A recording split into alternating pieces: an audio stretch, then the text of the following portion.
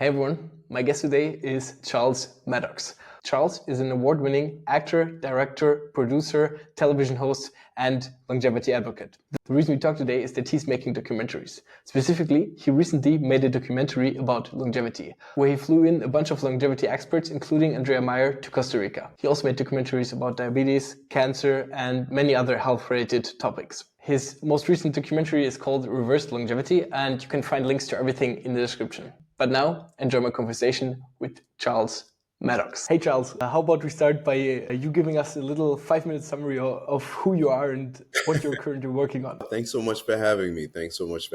Well, I would say right now, an advocate for health who has kind of transitioned to being a producer of television shows and documentaries based on health. And that's what I've been doing for the last probably 10 years.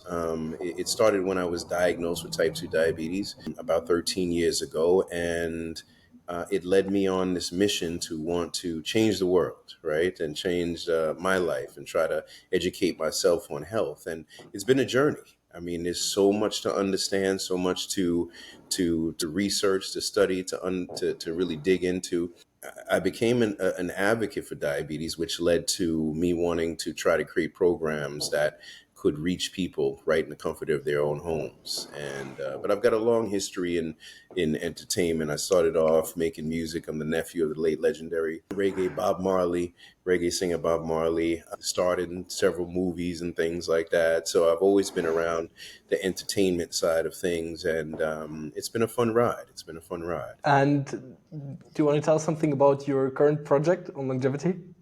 Yeah. So one of the shows that we did, we've done shows on rare disease, complex regional pain syndrome. We've done shows on disparities in people who are in the Black community with health disparities. We've done shows on cancer, on carnivore, on keto, and several other documentaries too as well. And this one, we wanted to look at the state of longevity. Obviously, longevity is the new hot thing.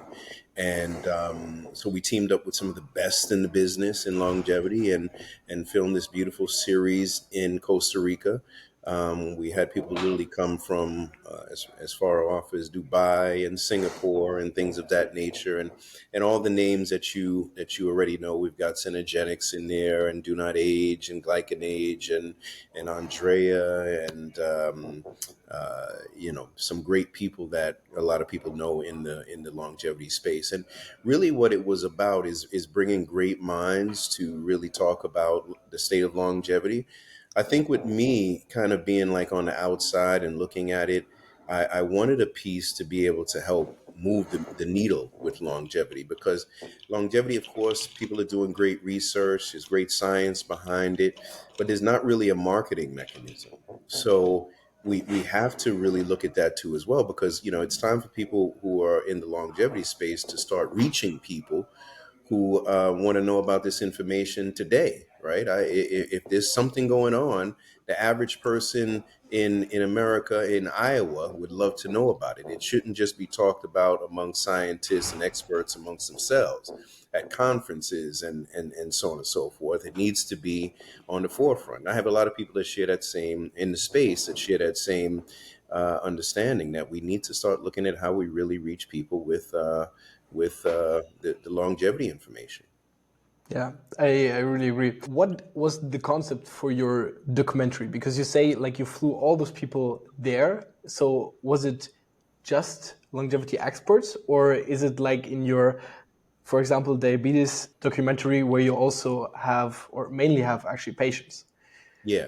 What's interesting is we did have two people who are normal people who have, gone to Centogenics, and they are trying to, live longer and healthier lives. So we did have a little mix of that in there. Initially, I thought it was going to be like how we normally shoot our shows, where we have, 5, 6, 7 people who are trying to change their lives and reverse their health outcomes and change their health outcomes. But this one is almost like a symposium of amazing. So it's like if you took the best of the best, Aubrey de Grey, if you took, Near, if you took all of these, amazing scientists and experts and kind of just had them, in a house for a few days and had them share and talk and just go back and forth on ideas, whether they were challenging each other or kind of agreeing to certain things.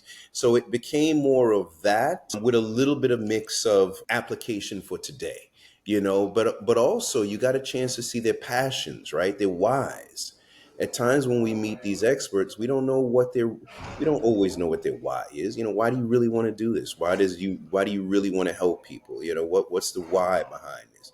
So I think we got a chance to meet them more on a more personal level, because a lot of people watch all of these experts, but they don't know them on a more personal level. They hear them speak on YouTube or Instagram or Facebook or whatever it may be, but we don't know them a little bit deeper. I think now we got a chance to understand them and see them just letting their hair down, talking, conversing, and putting out great information. What would you say from producing this documentary is the most like counterintuitive thing that you learned, or like what is the thing where were like, whoa, I didn't think of that before? I would say, I know, once again, as a filmmaker, looking at the technology that we have out now, the science with longevity, I think that it kind of, once again, pushed me toward understanding that there are people who are trying to do amazing things to really help us, live longer and healthier lives, that science, that medicine plays a role in those things. I think there's a merger of those things, science and medicine. But then also, once again, realizing that from an advocate standpoint, that, if we've got something bottled in our hand, we need to get it to the people. Once again, we could talk about rapamycin, we could talk about metformin, we could talk about, these biological AIDS tests and so on and so forth. But we've got to start figuring out a way so people could actually have these things in their hands and be using them day to day, every day. What can I do today? So when I look at this series, I'm like, you know what, man, I can't wait to do another one. And I'd like to talk to you about that too as well. I'm like, you know what? I'd love to do another one where we go even deeper, where we can bring longevity to the mainstream. So, I'm working on another project. It's called Reverse the Church, and it's taking some major names in music and gospel. I mean, names you may not be familiar with, but they're some of the biggest artists in the world, and when in the name of gospel. And we're going to go into a church, and we're going to change the health of a whole congregation. So if we've got 2,000 members in there, we're going to work with all 2,000, and we're going to show what diet change can do, what exercise can do, what information and education could do, how we can reverse their conditions, how we can get them off medication, how we can lower their blood pressure and blood sugars. But when I think of that, I'm like, you know what? Longevity should be in this series. We should Definitely. be able to feature what longevity does in some form or fashion and take it mainstream now, right? Because I when we think about a series like this, we're thinking about all the other modalities. We're not thinking about longevity. Why? We should be, I truly yeah. agree. Yeah. And that's going to take it to the next level. That's going to bring it out in the forefront where people can actually see a realistic situation where applying some of these tools can help me live a longer, healthier life. Yeah, yeah, I truly agree. Like, especially because the longevity approach is like, you don't wait till you have the high blood pressure. You don't wait till you Yeah, have diabetes. You don't wait. You try to measure before and try to put the intervention before it actually yep, happens. Yeah. exactly, exactly. And so we're excited about that, and that's some of the things that I want to do with longevity. Hopefully we'll get the right people behind us, and if they see that longevity needs the push. Yeah. Did you primarily focus on like what we know right now, or was there also a focus on like what the future, like future directions might be? Yeah, I kind of led the conversation, not me myself, but when I spoke to the actors, not the actors, to the experts, I kind of led the conversation toward, let's talk about those things. Let's talk about what's going on now. And let's also talk about the future. But the key was, what can we do now at times? Yeah. Because once again, I didn't want to create a show, and it's a hard line. I didn't want to create a show that just people in longevity and scientists and people in the healthcare industry understood. I wanted to create a show that someone, the common person who was overweight and out of shape and, and looking for help could understand. And because, once again, a lot of times I think, scientists aren't really marketing, they don't really do a whole lot of marketing or publicity or things like that, even though they're trying to get, do YouTube and things. But we've got to get the conversation where other people are really benefiting from it. So I think that we did a good job of that. Nick was the host of it, and he's a very good host and did a very good job. He was able to kind of walk the conversation in different ways and engage the experts, and so I think we did a good job at it. Yeah. How comes that this time, like I think in the other documentaries you were mainly the host. How comes that this time you decided to not be? That's funny. I think I like being behind the camera more and really putting the shows together. I'm kind of like not a. I'm at a stage where it's like, what, I just want to watch these shows really, because it's hard to play every role, and when you are trying to be executive producer and host and director and things like that, you can drop a couple of balls. So for me, it's better to just focus on creating the show, bringing the experts together, helping this thing get where it needs to go, and giving other people a chance to shine. Giving other people a chance to get that exposure that a good television series can be. And who knows? I mean, I might, depending on the subject matter, I might jump back in there, because a lot of this, the shows that we make are very personal to me. So, my father passed from cancer, so I made, the series on cancer. My mother's dealing with the rare disease, complex regional pain syndrome, CRPS, so I made the documentary on that. So a lot of these are personal to me. Yeah, yeah, I can imagine. I think what you do is very valuable because, as you said, like if you don't make it just for people that are already super knowledgeable about the fields, but you make it in a way that everybody can actually listen to that, like Yeah, this will increase like the exposure to all the stuff that we talk about in conferences to yeah, so many people. yeah, yeah, yeah. I'm excited about that. Yeah, Go yeah. ahead. Um, how did you go about choosing the participants, the experts for actually all your shows, but like specifically maybe for the longevity series? I was working with Nick and Dr. Robert Lufkin, who's a great guy, and he's very much into longevity, and so is Nick. And they kind of opened the door, and we did our own research, of course, and found, people who were, had a good name in longevity, because, at times you want to try to bring the best of the best that you can to a series. Within reason. Obviously, we're independently funded and independently produced our own content. So we don't have some big studio budget to fly in Mahmood or something like that. But I think we got some great names, and also featured some companies that, are doing some great things and are well connected in many ways, and have a passion for this, because you can talk to someone and they may not, they have a passion for it, but not, there's others who have a stronger passion, you know what I mean? So we wanted to find people who actually really wanted to touch lives, and are trying to, it's about legacy for them right now. It's about leaving something. And I think we found some great people in that respect. Why did you decide to do all of that in Costa Rica?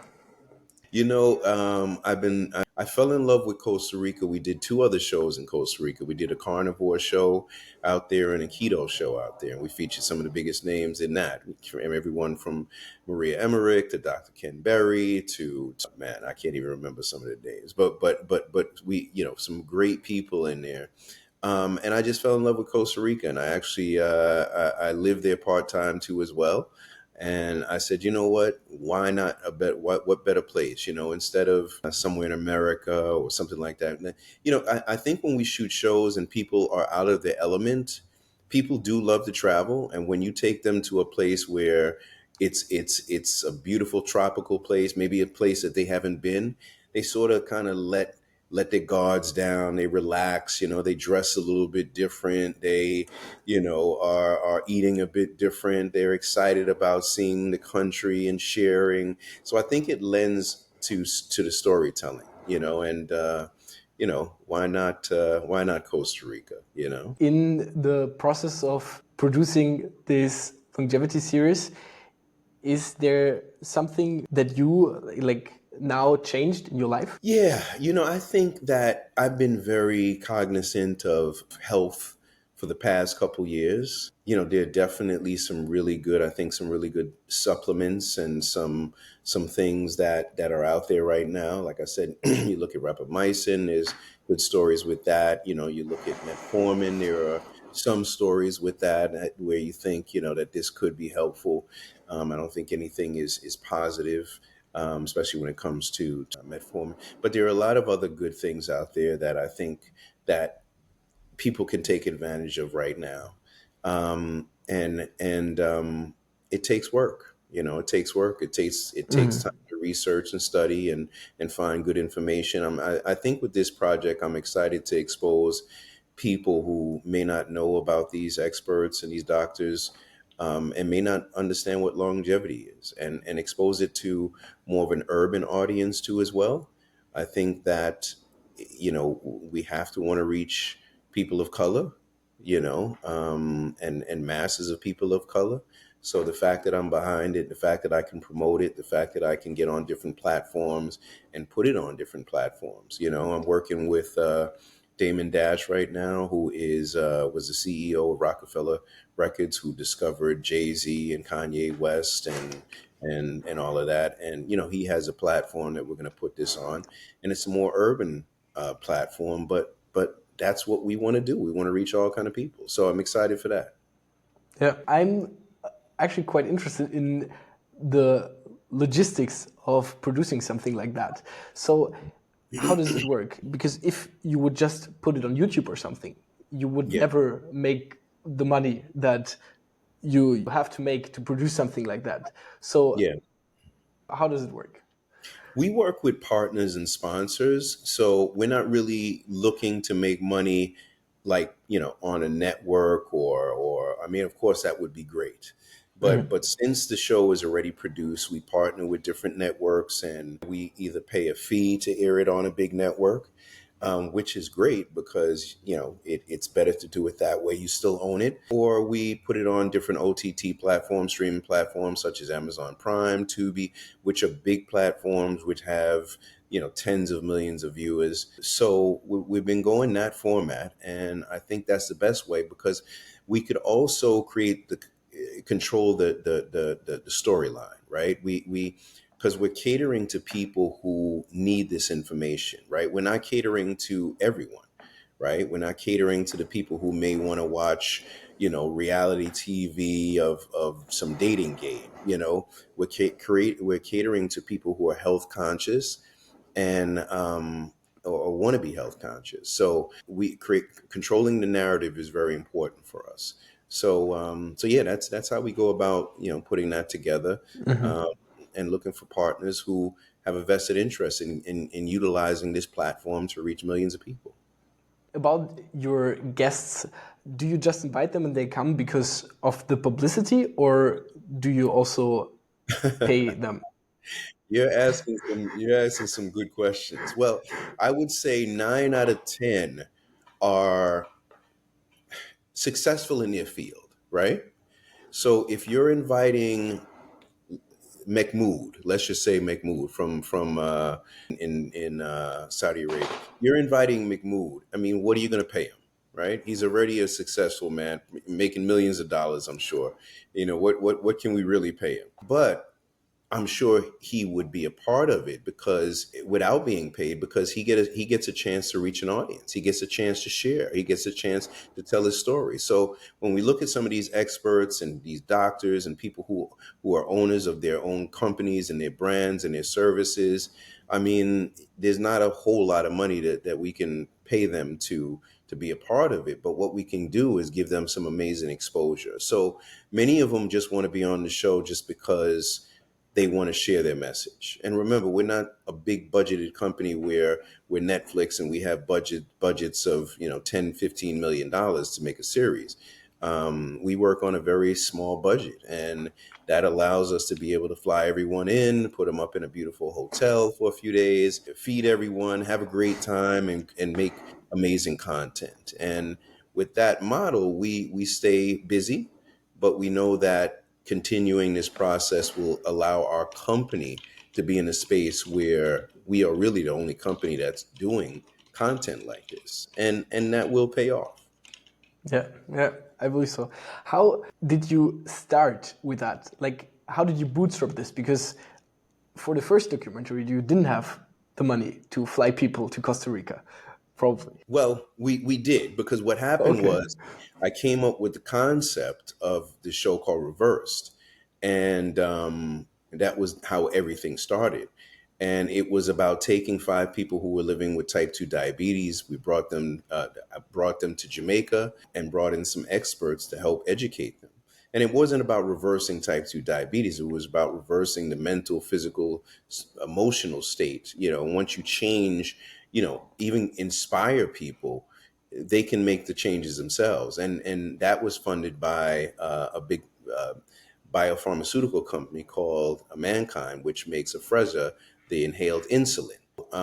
So that's how we were able to fund that. And every other show going forward has been funded by, either big brands or smaller brands, right? I'll take, 10 smaller brands and have them be a part of a series, and we get it done. And once again, it's really about staying busy and being consistent. If you look at Tyler Perry, who's a billionaire now, one of the biggest, producers in the world, he stayed busy. He continued putting out project after project. They weren't expensive projects. And what made him successful is that he was able to take $10 million and make a project and make 200 million off of $10 million, whereas Steven Spielberg is taking 200 million and barely breaking even. So that's why Tyler is the most successful producer within the last few years here. Yeah, as you already said, you also did series on diabetes and Yeah. carnivore. Let's maybe Yeah. start with diabetes because you're also personally affected. What is like the biggest thing that you learned from making this show or those shows, actually multiple? It's interesting. We got a lot of slack because the name of it is called Reversed. And when we first did this was years ago. This was I'm not no, let me take that back. I wouldn't say years ago. It was years ago, but about 5, 6 years ago, the word reversed was like shunned upon, especially when you talked about type 2 diabetes. People didn't want to hear you talking about the word reverse. Now everybody talks about reversing type 2 diabetes, right? There are companies that do just that. At least two big companies that focus on reversing type 2 diabetes. Everybody talks about it. But when I was, thinking about using that word, it was like taboo. So I remember doing interviews where I was like, listen, it's not about reversing type 2 diabetes. I'm talking to the interviewer and I'm like, listen, I'm saying it over and over again. It's not about reversing type 2 diabetes. It's about reversing the person's mindset around, living healthy. And man, they would even go ahead and still write that I'm doing something about reversing type 2 diabetes. And I'm like, so we've come a long way in that, and excited about the future of what we're doing. And so yeah, we were funded the right way, and it's been a great ride. How do you manage to get your participants to open up Yeah, when you interview them? that's a good question. The thing is I think that because of me as a director, I'm a really cool, laid back guy who really cares. This is not for entertainment per se purposes. This is to really get them to make a change, because you have people that don't want to make a change at times. One of the guests on our first series actually passed away from diabetes complications several months after the show because he didn't make a change. So, the fact that I had type 2 diabetes and I reversed it, the fact that I'm just a people person, I think that allows them to kind of let their guards down and realize, no, we're here to get help. And remember, a lot of people are in bad shape, and they want that information, and they're looking at this as an opportunity to get the help and to change their lives because they've seen us do this before. So that's the exciting part. How I like imagining such a show. How do you prepare? Like, do you script? Do you have like points, or do you just let it happen? And Very good, very good. It's interesting. Like I said, I've been the director and the writer and producer on these things for some time. Some days I literally will write out the script 3 days before we get there, only because I'm working on a lot of the back end stuff, from sponsors to logistics and everything, and then the creative, it has to hit me. And then one night it'll just hit me where I just see how it all plays out. And then I start writing it all out and I start just go to town. And when I mean writing it out, it's kind of like, well, what comes first? See, the thing is we have a formula now. So we know that we have the first episode is kind of introduction and people flying in and so on and so forth. We know the last episodes are always going to be where we do follow up and see how the guests are and some other things that kind of follow with that. So we have a formula. We just kind of have to figure out. And then also when you're talking about a certain subject, let's just say it's longevity, you answer the A to Z. So number one is, what is longevity, right? Number two, who does longevity benefit? I'm just throwing something out there. Number three might be, can longevity be used today? Number four. So we kind of just you're now have all. talking episodes, Yeah, or yeah. yeah. Well, in a segment. So then we kind of bring that together in one segment, and we have all of those answers that are there for not just people who know about it, but also people who need to know about it. So it's a tight walk because once again, you if you have people who know about it, they want to chew different type of food. They want to chew the meat, whereas somebody who doesn't know about it just wants to hear the baby food. So you have to kind of walk that line where you are making sure that you're giving the people who know about it some deep information, or else they're going to say, "Oh man, I already knew about this. I want to hear something I didn't know." So it's a tight walk. And when you like, that might sound a bit amateurish, but I never experienced that. Like when you do those interviews with people where you later like cut them together nicely, do you prepare like questions, and do you know like what exactly you want them to talk about, or do you just Very let them talk and like, good. yeah? Very good questions. Very good question. I would say when we have sit down. So normally we have a sit down in a beautiful, background and everything, and we kind of let them talk and kind of, share who they are, what they do, so on and so forth, which we call them testimonials. And when we do that, we normally have some answers or some questions that we ask them to kind of lead them in the right way. So we know, what we want them to kind of talk about as far as, who they are, what kind of work they do, how they got into this work, what their passion is, what their hopes are, things of that nature. But other than that, we just create the scene, and then I'll talk to the experts and say, hey, listen, I'd love for this scene to kind of go like this. If you could walk them down this road, that would be fantastic. And they do a good job. Okay. What advice would you give to a young, driven individual that maybe wants to do something similar to you, that wants to bring information to the public in a similar way. Yeah, that, you hope that happens, right? Because we got to keep getting this information out there. Definitely. They've got to work harder than everybody around them. You know what I'm saying? And don't you've got to be your own everything. At times, even if you have somebody who is working with you, they may not have the same passion as you. If you want to be successful in something, you've got to make it a full-time thing. I remember Eddie Murphy said at times, there was no plan B for him. And I think at the same time, if you want to be a mixed martial artist, you can't have a great job at the post office, right? Because when mixed martial arts is not paying, you're going to focus on the job that is paying.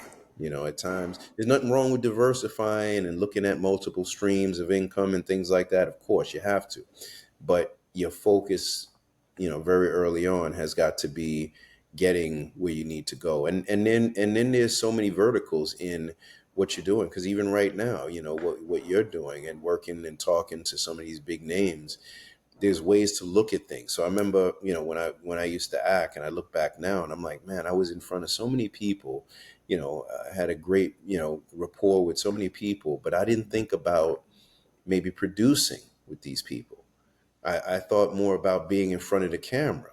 I should have talked to him about working behind the camera with him. You know what I mean? Because there's a lot of money in that, and there's a lot of success in producing shows. But you have to really be open and see the opportunities that are in front of you, and work those opportunities. So you got to really work those opportunities. I remember famed actor James Woods. I starred in a movie with him, and he said also, it's better to be young and aggressive than old and pushy, right? Because when you're young and aggressive, everybody can kind of see themselves in you, and they can say, "Man, that he reminds me, or she reminds me of me when I was that age." So I think that you can't be scared of the word no. You got to actually embrace that word, right? Og Mandino said, "Each no brings him one step closer to a yes." So I actually embrace the word no, because eventually you're going to hear the word yes, and that's when everything kind of clicks. For you personally, you said that like your first part of the answer was just you have to work hard. Like Yeah. what drives you to work as hard as you do? I remember my uncle once said, if this life is just for me, I don't want it. And, sad to say, we do live in a world where our time is short. I don't care whether you have longevity, the best longevity medicines and the best longevity advice.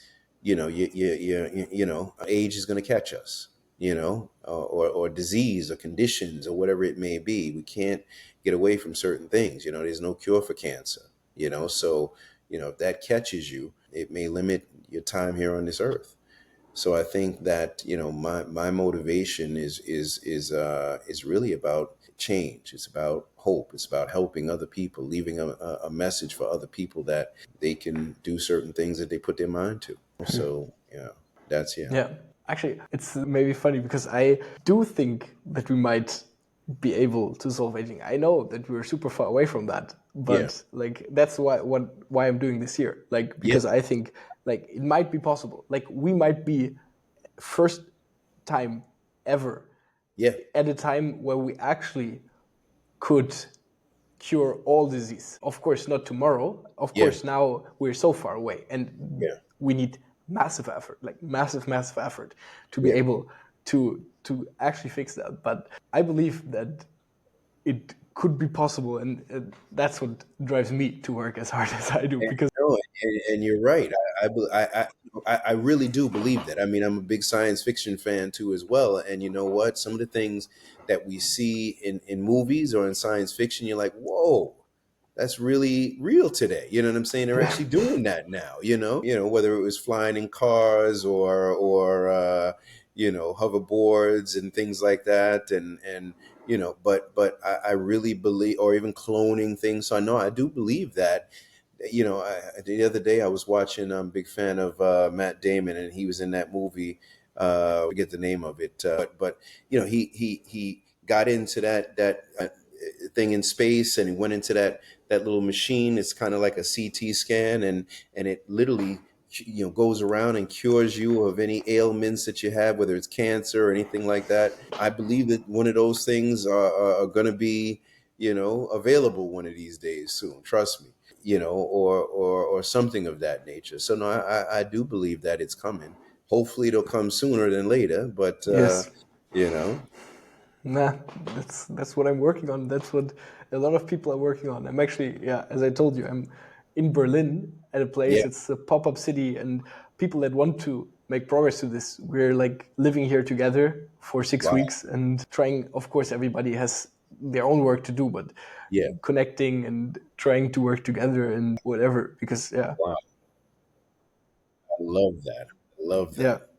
yeah. Maybe to finish this, is there any last thing you want to share with the people listening? Yeah, I would say that, keep up the amazing work, that it's needed, because once again, it's longevity is also about today. And there's a lot of people who could benefit from the work that they're doing.